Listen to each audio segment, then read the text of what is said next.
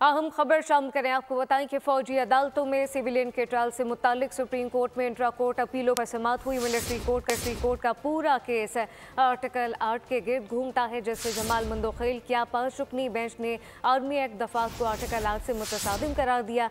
तफसीलात क्या है, समाअत का अहवाल क्या है, जुल्करनैन इकबाल से जानते हैं। जी जुल्करनैन।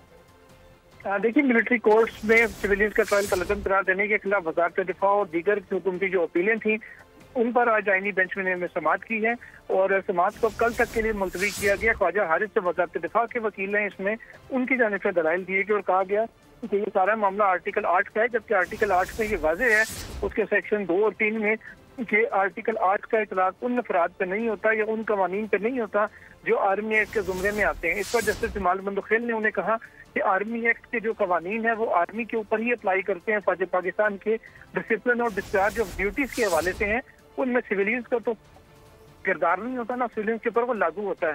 तो किस अंदाज में आप कह सकते हैं कि वो सिविलियंस के ऊपर लागू होगा? और आर्मी का अपना एक डिसिप्लिन होता है।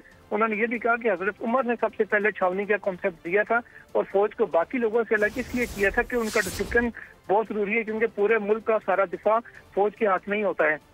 जैसे जमाल मंदोखेल ने यह भी कहा कि अब तक फौज का डिसिप्लिन कायम है और अल्लाह इसको कायम ही रखे, क्योंकि उसी से ये मुल्क का जो दिफा है वो दिफाई निज़ाम चल रहा है। लेकिन अगर आप सिविलियंस को भी उसके अंदर लेके आएंगे तो खुदा ना खास्ता कहीं सारा डिसिप्लिन खराब ना हो जाए। इस पर जैसे जो मुसर्रत हिलाली है उनकी जानिब से भी ये कहा गया कि जो अगर कोई शख्स आर्मी ऑफिसर को जाती दुश्मनी की बुनियाद पर किसी मामले पर जान से भी मार दे तो उसका ट्रायल भी ATC के अंदर ही होगा।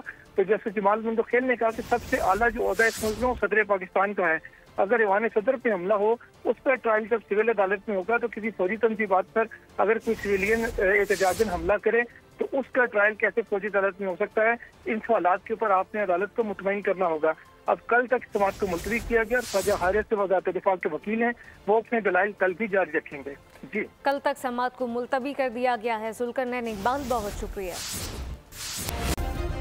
सब्सक्राइब करें और बेल दबाएं ताकि कोई खबर रह न जाए।